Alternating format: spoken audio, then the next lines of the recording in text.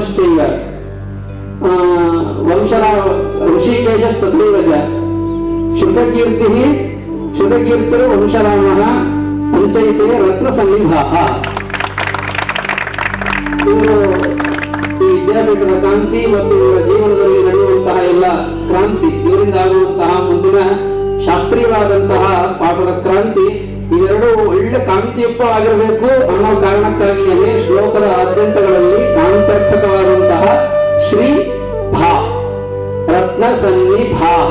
ಸಂಸ್ಕೃತದಲ್ಲಿ ಭಾ ಅಂದ್ರೆ ಭಾಶ್ಚವಿ ದ್ಯುತಿ ದೀಪ್ತಯ, ದೀಪ್ತಿ ಕಾಂತಿ, ಕಾಂತಿಯಿಂದ ಪ್ರಾರಂಭವಾಗಿ ಕಾಂತಿಯಿಂದ ಸಮಾಪ್ತಿಗೊಳ್ಳುವಂತಹ ಈ ಪದ್ಯದಲ್ಲಿ ನಿಮ್ಮ ಜೀವನದ ಸಂಪುಟ ಚೆನ್ನಾಗಿ ಕಾಂತಿಯುಕ್ತವಾಗಿ ಬೆಳಗ್ತಾ ಇರಲಿ ಅಂತ ಹೇಳಿ ನಾನು ನಿಮಗೆಲ್ಲರಿಗೂ ಹಾರೈಸ್ತಾ ಇದ್ದೀನಿ. ಎರಡನೇದಾಗಿ, ಈಗ ನಿಮಗನಿಸ್ತಾ ಇರ್ಬೋದು ಆಸ್ತಿಕ ವರ್ಗಕ್ಕಾಗಿ ನಿಮ್ಮಿಂದ ಹಿಡಿದು ಎಲ್ಲರಿಗೂ ನಿಮ್ಮನ್ನು ಸಂಬೋಧನೆ ಮಾಡುತ್ತಾ, ನಿಮ್ಮನ್ನು ನನ್ನ ಒಳಗೆ ಕಂಡುಕೊಂಡು ಆತ್ಮೀಯವಾಗಿ ಸಂಬೋಧನೆ ಮಾಡುತ್ತಾ ಹೇಳ್ತಾ ಇದ್ದೀನಿ. ಈ ವ್ಯವಸ್ಥೆಯನ್ನ, ಈ ವಿಚಾರಧಾರೆಯನ್ನ, ಈ ಶಾಸ್ತ್ರೀಯ ಆಲೋಚನೆಯನ್ನ ನಾವು ಯಾಕೆ ಉಳಿಸಬೇಕು? ಇದರಿಂದ ನಮಗೇನು ಲಾಭ? ಇವತ್ತು ನಿಮ್ಮನ್ನು ಕರೆಸಿರೋದಕ್ಕೆ ಒಂದು ಹಿನ್ನೆಲೆ ಬೇರೆ ಬೇರೆ ನೂರಾರು ಆಲೋಚನೆಗಳಿವೆ. ಇದನ್ನ ನಾವು ತಿಳ್ಕೊಳ್ಬೇಕಾಗಿದೆ. ಇವತ್ತಿನ ಕಾಲಕ್ಕೆ ನ್ಯಾಯಶಾಸ್ತ್ರದ ಅಧ್ಯಯನ, ಶಾಸ್ತ್ರಗಳ ಅಧ್ಯಯನ ಎಷ್ಟು ಅವಶ್ಯಕ ಅಂತ ಅನ್ನೋದನ್ನ ಸ್ವಲ್ಪ ನಮ್ಮ ಇತಿಹಾಸವನ್ನು ನೋಡಿದ್ರೆ ಗಮನಕ್ಕೆ ಬರುತ್ತೆ. ಇದು ನಾನು ಹೇಳುವಂತಹ ಆಲೋಚನೆ ತುಂಬಾ ದೂರದ್ದು, ಆದ್ರೆ ಇದು ಬಹಳ ಮಹತ್ವದ್ದು. ಅದು ಈಗ ಅರ್ಥ ಆಗುವಂತಹದ್ದಲ್ಲ, ಅದು ಅರ್ಥ ಆದಾಗ ನಾವು ಇರೋಲ್ಲ. ಹಾಗಂತ ಹೇಳಿ ಹೇಳದೇ ಇರಬಾರ್ದು. ಇದೇ ನಮ್ಮ ಬ್ರಾಹ್ಮಣದ ಲಕ್ಷಣ. ನ್ಯಾಯಶಾಸ್ತ್ರ ಹೇಗೆ ಕೆಲಸ ಮಾಡಬೇಕು ಅಂತಂದ್ರೆ, ಇದು ನ್ಯಾಯ ಅಂತ ಶಾಸ್ತ್ರ ನೀವು ತುಂಬಾ ಕೇಳ್ತಾ ಇದ್ರಿ. ಈ ಊರು ನ್ಯಾಯ ನ್ಯಾಯ 4 3 ಮಂದಿ ಮಂದಿಗೆ ಬಂದು ಈ ಹುಡುಗರಿಗೆ ಚಂಡಿಕೆ ಹುಡುಗರನ್ನ ಹೋದ್ರು. ಅಲ್ಲ ಅಲ್ಲ, ಇದು ದೇಶ ಕಟ್ಟೋ ಕೆಲಸ ಇಲ್ಲಿ. ಇದು ನಿಮಗೆ ಕನೆಕ್ಟ್ ಆಗಿರೋ ವಿಷಯ, ಇದು ನಮಗ್ ಕನೆಕ್ಟ್ ಆಗಿರೋ ವಿಷಯ. ಅದು ಹೇಗೆ ಕನೆಕ್ಟ್ ಆಗಿದೆ ಅಂತಂದ್ರೆ ನಿಮಗೊಂದು ಸಣ್ಣ ಉದಾಹರಣೆ ಕೊಡ್ತೀನಿ. ಈ ನ್ಯಾಯಶಾಸ್ತ್ರ ಅಂದ್ರೆ ಏನಂದ್ರೆ ಕ್ಲಾರಿಟಿ ಆಫ್ ದ ಥಾಟ್ಸ್, ಸ್ಪಷ್ಟವಾದಂತಹ ಆಲೋಚನೆಗಳು ಹಾಗೂ ಮಾಡಿದಂತಹ ಆಲೋಚನೆ ಇದು ಎಷ್ಟು ಸಮಾಜಕ್ಕೆ ಉಪಕಾರಿಯಾಗಿದೆ ಎನ್ನುವಂತಹ ಹಿನ್ನೆಲೆಯಲ್ಲಿ ಬರುವಂತಹದ್ದು. ಅದನ್ನ ಸರಿಯಾಗಿ ನಾವು ನಮ್ಮ ಜೀವನದ ರಾಜನೀತಿಯ ಸರ್ವಾಂಗೀಣವಾದಂತಹ ವ್ಯವಸ್ಥೆಯಲ್ಲಿ ಸೇರಿಸಬೇಕಾದಂತಹದ್ದು. ನೀವು ಏನು ನ್ಯಾಯಶಾಸ್ತ್ರ ಮಕ್ಕಳು ಓದ್ತಾ ಇದ್ದಾರೆ, ನಾವು ಚೂರಿಗೆ ಸರಿಯಾಗಿ ಸಪೋರ್ಟ್ ಮಾಡಿದ್ವಿ ಅಂತಂದ್ರೆ ಇದನ್ನು ನಾವು ಎಲ್ಲಿ ಕನೆಕ್ಟ್ ಮಾಡಬಹುದು ಗೊತ್ತಾ? ದೇಶದಲ್ಲಿ ಏನಾದರೂ ಮುಖ್ಯವಾಗಿ ನಿಮ್ಮಲ್ಲಿ ಎಲ್ಲಾ ಸಂಪತ್ತಿದೆ, ಆಲ್ ಫೆಸಿಲಿಟೀಸ್ ಆಗಿದೆ, ಆದ್ರೆ in case if there is injustice, ಅನ್ಯಾಯ ಅಂತ ಆದ್ರೆ ಅವಾಗ ವ್ಯಕ್ತಿಯ ಸಂಪತ್ತು, ದೇಶದ ಸಂಪತ್ತು ಇದ್ದದ್ದು ಸರಿಯಾಗಿ ವಿನಿಯೋಗ ಆಗುತ್ತಾ? ಆಗಲ್ಲ. ಕೇವಸ್, ಕಲಹಗಳಾಗುತ್ತೆ, ಸಮಾಜ ತತ್ತರಿಸಿ ಹೋಗುತ್ತೆ. ಹಾಗಾದ್ರೆ ಸಾಮಾಜಿಕವಾದಂತಹ ನೆಲೆಯನ್ನು ಸುಭದ್ರಗೊಳಿಸೋದು ನ್ಯಾಯಾಂಗ.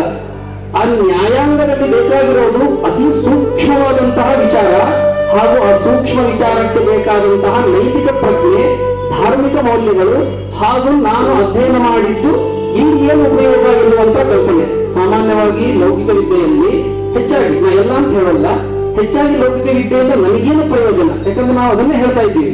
ಲೌಕಿಕ ವಿದ್ಯೆ ನಾವು ಹೇಳ್ಬೇಕಾದ್ರೆ ನೀನು ಒಳ್ಳೆ ಡಾಕ್ಟರ್ ಆಗಬೇಕು, ಇಂಜಿನಿಯರ್ ಆಗಬೇಕು, ಇಲ್ಲ ಗತಿ ಯಾರು ಹೇಳ್ಕೊಡ್ತಾರೆ, ಏನ್ ಗುಣ ಮಾಡ್ತೀವಿ ಅಂದ್ರೆ ಲೌಕಿಕ ವಿದ್ಯೆಯಿಂದ ನಮಗೆ ಏನ್ ಲಾಭ ನೋಡ್ತೀವಿ.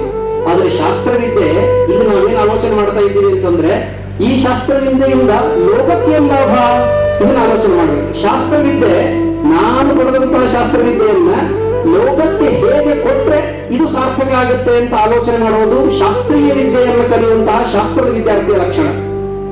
ಇದಕ್ಕೆ ನ್ಯಾಯಶಾಸ್ತ್ರ ಅನ್ನೋದು ಎಂತ ಮಹತ್ವದ ಕೆಲಸ ಮಾಡುತ್ತೆ ಅಂದ್ರೆ, ಮುಜಫರ್ ನಗರದಲ್ಲಿ ಒಂದು 150 ವರ್ಷಗಳ ಕೆಳಗೆ ಬ್ರಿಟಿಷರು ಮಾಡ್ತಾ ಇದ್ದಾಗ ಕೈಲಾಸನಾಥ್ ಶಿರೋಮಣಿ ಅಂತ ಹೇಳಿ ಒಬ್ಬರು ಮಹಾ ತಾರ್ಕಿಕರಿದ್ದರು. ಆ ಕೈಲಾಸನಾಥ್ ಶಿರೋಮಣಿ ಹತ್ರನೇ ವಾಮಾಚರಣ ಭಟ್ಟಾಚಾರ್ಯ ಓದಿದ್ದು. ಆ ಕೈಲಾಸನಾಥ ಶಿರೋಮಣಿ ಮಹಾ ತಾರ್ಕಿಕರು. ಬ್ರಿಟಿಷರು ಅವರನ್ನ ಮುಜಫರ್ ನಗರದ ಕೋರ್ಟಿಗೆ ನ್ಯಾಯಾಧೀಶರನ್ನಾಗಿ ನೇಮನ ಮಾಡಿದ್ರು. ಯಾಕೆ ಅಂತಂದ್ರೆ ಈ ದೇಶದ ನಾಡಿ ಮಿಡಿತ ಇರೋದು ಧರ್ಮದಲ್ಲಿ ಹಾಗೂ ಮಾನವೀಯತೆಯಲ್ಲಿ, ಕಾರುಣ್ಯದಲ್ಲಿ. ಇದನ್ನು ನಾನು ಅರ್ಥ ಮಾಡಿಕೊಳ್ಬೇಕಾಗಿದ್ರೆ ಈ ದೇಶದಲ್ಲಿ ಸರಿಯಾಗಿ ಅದರದೇ ನೆಲೆಯನ್ನು ತಿಳಿದಂತಹ ವ್ಯಕ್ತಿ ಮಾತ್ರ ಇದನ್ನು ಮಾಡಬಲ್ಲ. ಮುಜಫರ್ ನಗರದ ಕೋರ್ಟಿಗೆ ಅವರು ನ್ಯಾಯಾಧೀಶರ ಕೆಲಸ ಮಾಡ್ತಾ ಇದ್ರು. ಅವರನ್ನ ಕನ್ಸಿಡರ್ ಮಾಡ್ಲಿಕ್ಕೆ ಏನ್ ಕಾರಣ ಅಂತಂದ್ರೆ ಅವರು ಓದಿದ್ದು ನ್ಯಾಯಶಾಸ್ತ್ರ. ಇದನ್ನ ಉಲ್ಲೇಖ ಮಾಡ್ತಾವ. ಇದಕ್ಕೆ ಉದಾಹರಣೆ, ನಾವು ವಿದ್ಯಾಪೀಠದಲ್ಲಿದ್ದಾಗ ಒಂದು 20 ವರ್ಷದ ಕೆಳಗೆ ಸುಪ್ರೀಂ ಕೋರ್ಟ್ ಜಡ್ಜ್ ಒಬ್ಬರಿದ್ರು, ಮಾರ್ಕಂಡೇಯ ಕಾಡಜಿ ಅಂತ ಹೇಳಿ, ರಿಟೈರ್ಡ್ ಆಗಿ. ಅವರ ಅಜ್ಜ ಕೈಲಾಸಾಚಾರ್ಯ ಕಾಡಜಿ ಪಶ್ಚಿಮ ಬಂಗಾಳ ಇದ್ರು ಗವರ್ನರ್. ಅವರು ಒಂದು ಮಾತು, ನಮ್ಮ ಪರೀಕ್ಷೆ ನಡೀತಾ ಇತ್ತು ವಿದ್ಯಾಪೀಠಗಳಲ್ಲಿ, ಶಾಸ್ತ್ರದ ಪರೀಕ್ಷೆ. ಅವಾಗ ಬಂದರು, ನೋಡಿ ನಮ್ಮ ಪೇಪರ್ವನ್ನ ತೆಗೆದು, ನಾವು ಪ್ರಮಾಣ ಪದ್ಧತಿ ಪರೀಕ್ಷೆ ಪೇಪರ್ ತೆಗೆದಿದ್ದೆ, ಅದನ್ನ ಇಟ್ಕೊಂಡು ನೋಡ್ತಾ ಒಂದು ಮಾತು ಹೇಳಿದ್ರು, ನಾನು ಎಷ್ಟೋ ನನ್ನ ಕೇಸ್ಗಳನ್ನ ಬಗೆಹರಿಸಬೇಕಾಗಿದ್ರೆ ನನಗೆ ಸಹಾಯ ಆಗುವುದು ಇದೇ ಶಾಸ್ತ್ರ. ನಾನು ಪೂರ್ಣ ಮೀಮಾಂಸಾ ಶಾಸ್ತ್ರವನ್ನು ಓದಿ ಅಲ್ಲಿ ಬಲಾಬಲ ವಿಚಾರವನ್ನು ಮಾಡು ಕ್ರಮ ಏನು ಇದಲ್ಲ, ಅದರಿಂದಾಗಿ ನನಗೆ 100 ಕೇಸುಗಳಲ್ಲಿ ಬಹಳ ಅನುಕೂಲ ಆಗ್ತಿತ್ತು ಅಂತ ಹೇಳಿ ಅದು ಉಲ್ಲೇಖ ಮಾಡಿ. ಆ ಇದರೊಳಗೆ ಇನ್ನೂ ನೀವು ತೆಗೆದು ನೋಡ್ಬೋದು, ಕೆಲವು ರೂಲ್ಗಳನ್ನ ಉಲ್ಲೇಖ ಮಾಡಿ ನಾವು ಮಾಡ್ತಿದ್ದೆ ಅಂತ ಹೇಳಿ. ಸೊ ನೇರವಾಗಿ ನ್ಯಾಯಾಂಗಕ್ಕೆ ಅಂದ್ರೆ ಇಲ್ಲಿರುವಂತಹ ಸಂಪತ್ತು ಏನು ಅಂತಂದ್ರೆ, ನಾಳೆ ನೀವೆಲ್ಲ ಈ ವ್ಯಕ್ತಿಗಳನ್ನು ನೀವು ಬೆಳೆಸಿದ್ರೆ, ಇವರಿಗೆ ಪೂರಕವಾದದ್ದು ಎಲ್ಲವನ್ನೂ ಕೊಟ್ರೆ, ಅದು ನೇರವಾಗಿ ದೇಶಕ್ಕೆ ಮಾಡುವಂತಹ ಸೇವೆ, ನಮ್ಮ ಧರ್ಮಕ್ಕೆ ಮಾಡುವಂತಹ ಸೇವೆ, ಸಕಲ ಸಜ್ಜನರಿಗೆ ಮಾಡುವಂತಹ ಸೇವೆ. ಈ ಕಂಪನಿಯನ್ನು ಇಟ್ಟುಕೊಂಡು ನೀವು ಸತ್ಯಧರ್ಮ ವಿದ್ಯಾಪೀಠಕ್ಕೆ ಎಲ್ಲರೂ ಎಲ್ಲ ರೀತಿಯಾದಂತಹ ಸಹಕಾರವನ್ನ, ಸದ್ಭಾವನೆಯನ್ನ, ಸಹಾಯವನ್ನ ನಿಷ್ಕಲ್ಮಶದಿಂದ, ಮುಕ್ತ ಹಸ್ತದಿಂದ, ಮುಕ್ತ ಕಂಠದಿಂದ ಮಾಡಬೇಕಾಗಿ ಅನ್ನೋದು ನನ್ನ ಅತ್ಯಂತ ನಮ್ರ ಕಳಕಳಿಯ ಪ್ರಾರ್ಥನೆ. ನೇರವಾಗಿ ನ್ಯಾಯ. ಈ ನಾಳೆ ಮಕ್ಕಳು ಹಾಗಾಗಬೇಕು. ನೀವು ಆ ಉದ್ದೇಶವನ್ನು ಇಡ್ರಿ, ಅವ್ರಿಗೆ ಕನೆಕ್ಟ್ ಮಾಡ್ರಿ. ವಿಜಯ ವಿಠಲಾಚಾರ್ಯಗೆ ನಾವು ನಿಮಗೆ ಕೊಡ್ತಾ ಇರೋ ಉದ್ದೇಶನೇ ಇದು. ಏಕೆ ಅಂತಂದ್ರೆ ಇನ್ನು 25 ವರ್ಷಕ್ಕೆ ನಮಗೆಲ್ಲ ನಾವು ಆಲೋಚನೆ ಮಾಡಬೇಡ. ಅದಲ್ಲ ಲಕ್ಷಣ, ಅದಲ್ಲ ಭಾರತೀಯ ಲಕ್ಷಣ. ನನ್ನ ಮುಂದಿನ ಪೀಳಿಗೆಗೆ ಲಾಭ, ನನ್ನ ದೇಶಕ್ಕೆ ಲಾಭ. ನಾನು ಓದಿದ ವಿದ್ಯೆ, ನಾನು ಮಾಡುವಂತಹ ಪಾಠ ಪ್ರವಚನ ಅದು ಕನೆಕ್ಟ್ ಆಗುವುದು ಮುಂದಿನ ನನ್ನ ಜನರೇಷನ್ ಅನ್ನ ಉಳಿಸೋದ್ರಲ್ಲಿ. ಹಿಂದಿನ 50 ವರ್ಷ 75 ವರ್ಷ ಜನರೇಷನ್ ಗ್ಯಾಪಿನ ಪರಿಣಾಮ ನಾನು ಇಷ್ಟು ಒತ್ತಿ ಹೇಳಬೇಕಾಗದ. ಇಷ್ಟು ಜಗತ್ತಿನಲ್ಲಿ ಎಲ್ಲಾ ರೀತಿಯಾದಂತಹ ಕನ್ವರ್ಷನ್ ನಡೆದ್ರು ಈ ದೇಶದಲ್ಲಿ, ಭಾರತ ದೇಶದಲ್ಲಿ ಕನ್ವರ್ಷನ್ ಯಾಕೆ ಅಷ್ಟು ನಡೆಯಲಿಕ್ಕಾಗಲಿಲ್ಲ ಅಂತಂದ್ರೆ, ಇಲ್ಲಿರುವಂತಹ ಸತ್ವಶಾಲಿಯಾದಂತಹ ವೈಚಾರಿಕತೆ. ಅದನ್ನು 100 ಇತಿಹಾಸದಲ್ಲಿ ಹೇಳ್ತಾರೆ. ಸತ್ವಶಾಲಿಯಾದಂತಹ ವೈಚಾರಿಕತೆ, ಇವರನ್ನು ನಾವು ಡಿಸ್ಕನೆಕ್ಟ್ ಮಾಡಬೇಕಾಗಿದ್ರೆ ಅವರ ರೂಟ್ಸ್ ಗಳಿಂದ ಮಾಡಬೇಕಾಗಿರೋದು ಏನು ಅಂತಂದ್ರೆ, ಇವರ ಶಾಸ್ತ್ರೀಯ ಪರಿಪಾಠವನ್ನ, ಶಾಸ್ತ್ರೀಯ ವಿಚಾರವನ್ನ ಕತ್ತರಿಸಬೇಕು ಅಂತ ಹೇಳಿ ಇತಿಹಾಸಕಾರರು ಉದ್ದೇಶಪೂರ್ವಕವಾಗಿ ಅದನ್ನು ದಾಖಲೆ ಮಾಡ್ತಾರೆ. ಬೇಕಾದ್ರೆ ಅದನ್ನು ಮಾಡಲ್ಲ. ಅದನ್ನು ಮಾಡಿ 200 ವರ್ಷ ಆದ್ಮೇಲೆ ನಮ್ಮನ್ನ ಹೀಗೆ ಕೆಲವೊಬ್ಬರನ್ನ ಧೋತರ್ಗಳು ಕೂಡ್ಸಾರ, ಕೆಲವೊಬ್ಬರು ಪ್ಯಾಂಟ್ಗಳು ಕೂಡ್ಸಾರ. ಅದು ಅವ್ರು ಕೆಲವೊಂದು ಇನ್ನು ಮುಂದಿನ 50 ವರ್ಷದೊಳಗೆಲ್ಲ ಸ್ವರ್ಣಶಾಪ ಕಳುವಂತಲ್ಲ. ಇವತ್ತೇನಾದ್ರೂ ನಾವು ಮತ್ತೆ ಶಾಸ್ತ್ರದ ಕಡೆ ಹೋಗಿಲ್ಲ ಅಂದ್ರೆ, ಶಾಸ್ತ್ರ ನಾಡ್ಬಟ್ಟೆ ಏನು ಅಂತಂದ್ರೆ ಪರೋಪಕಾರವನ್ನು ಹೇಗೆ ಮಾಡಬೇಕು ಎನ್ನುವ ಸ್ಪಷ್ಟ ವಿಚಾರವನ್ನು ಹೇಳ್ಕೊಡೋದೇ ಶಾಸ್ತ್ರ. ಶ್ಲೋಕೇನ ಏಕೇನ ವಕ್ಷಾಮಿ ಶ್ಲೋಕಾರ್ಥೇನ ಪ್ರವಕ್ಷಾಮಿ ಯದುಕ್ತಂ ಗ್ರಂಥಕೋಡಿಷು ಪರೋಪಕಾರ ಪುಣ್ಯಾಯ ಪಾಪಾಯ ಪ್ರಪೀಡನ. 100 ಗ್ರಂಥಗಳಲ್ಲಿ ಹೇಳಿದ್ದನ್ನು ಒಂದೇ ಶ್ಲೋಕಾರ್ಥದಲ್ಲಿ ಹೇಳ್ತೀನಿ ಕೇಳಿ. ಪರೋಪಕಾರವನ್ನು ಮಾಡೋದು ಪುಣ್ಯ, ಪ್ರಪೀಡನೆ ಮಾಡೋದು ಪಾಪ.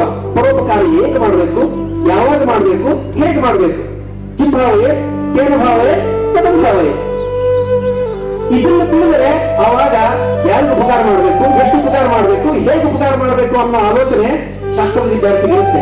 ಅವನು ಅದ್ರ ಜೊತೆಗೆ ಲೌಕಿಕ ವಿದ್ಯಾರ್ಥಿಗಳನ್ನು ಮಾಡಿದಾಗ ಅವನೊಂದು ಒಳ್ಳೆ ಸ್ಥಾನಕ್ಕೆ ಹೋಗ್ತಾನೆ. ಸ್ಥಾನಕ್ಕೆ ಹೋದ ಮೇಲೆ ಅಲ್ಲಿಂದ ಅವನು ದೇಶ ಸೇವೆಯನ್ನು ಮಾಡ್ತಾನೆ. ನಮಗೆಲ್ಲರಿಗೂ ತಟ್ಟುತ್ತೆ. ಇವತ್ತು ನೀವು ಹಾಕೋ ಬಾವಿನ ಬೀಜ ನಾಳೆ 30 ವರ್ಷ 50 ವರ್ಷ ಆದ್ಮೇಲೆ ನಿಮ್ಮ ಮಕ್ಕಳು ತಿಂತಾರೆ. ನೀವು ನಾವು ಎಲ್ಲರೂ ನಮ್ಮ ಪೀಳಿಗೆ ಸುರಕ್ಷಿತವಾಗಿರ್ಬೇಕಾಗಿದ್ರೆ ಶಾಸ್ತ್ರವನ್ನು ಎತ್ತಿ ಬೇಕು. ಇದು ಹಾಗೆ ಕನೆಕ್ಟ್ ಆಗ್ತಾ ಇದೆ. ದೋಸೆ ಹೇಳ್ತಿದ್ದಲ್ಲ, ದೋಸೆ ಅಂತ ಹೇಳಿ ಸಿಂಪಲ್ ಎಷ್ಟು ಚೆನ್ನಾಗಿದೆ ಒಂದು ಉದಾಹರಣೆ. ದೋಸೆ ಗರಿಗರಿಯಾಗಿ ಹೇಳ್ಬೇಕಾಗಿದ್ರೆ ಕುದು ಚೆನ್ನಾಗಿ ಬರಬೇಕು, ಹೋಗಿ ಅದು ಬರದೆ ಹೇಳುತ್ತಾ. ಹಾಗಾದ್ರೆ ಅದನ್ನೊಂದು ಈಸ್ಟ್ ಕೆಲಸ ಮಾಡ್ತಾ ಇರುತ್ತಲ್ಲ, ಹುಡಿ ಬರ್ಬೇಕಲ್ಲ, ಹೌದು, ಅದು ಈಸ್ಟ್ ಕಾಣ್ತಾ ಏನಾದ್ರು ಅದ್ರ ಬಟ್ ಕೆಲಸ ಇದೆ. ಅದು ಇಲ್ಲದೇ ದೋಸೆ ಚೆನ್ನಾಗಿ ಆಗಲ್ಲ. ಶಾಸ್ತ್ರ ಈಸ್ಟ್ ಇದ್ದ ಹಾಗೆ. ಯಾಕಂದ್ರೆ ಇದು ಶಾಸ್ತ್ರ ಈಸ್ಟ್ ಇಂದ ವೆಸ್ಟ್ ಇಂದಲ್ಲಿ ಹೋಗಿಲ್ಲ. ಇದು ಶಾಸ್ತ್ರ ಈಸ್ಟ್ ಇದ್ದ ಹಾಗೆ. ಅದು ಆ ಕೆಲಸ ಮಾಡುತ್ತೆ. ನಮ್ಗೆ ಗೊತ್ತಾಗಲ್ಲ ಹೊರಗೆ ಯಾವುದು, ಬಟ್ ಹೌದು ಇಟ್ ವರ್ಕ್ಸ್ ಆನ್. ಅದು ಕೆಲಸ ಮಾಡ್ತಾನೆ ಇರುತ್ತೆ. ನಾವು ಯಾರು ಕನೆಕ್ಟ್ ಆಗ್ತಾ ಇದ್ದೀವಿ, ಏನ್ ಕೊಡ್ತಾ ಇದ್ದೀವಿ ನಮ್ಗೆ ಗೊತ್ತಾಗ್ತಿರಲ್ಲ. ನಾವು ಅದನ್ನ ಮಾಡ್ಬೇಕಾಗಿದ್ದೀವಿ. ಪ್ರತಿಯೊಂದು ಗುರುಕುಲಗಳು ಮತ್ತೆ ಮರಳಿ ಗುರುಕುಲಕ್ಕೆ, back to gurukulam, back to ಶಾಸ್ತ್ರ.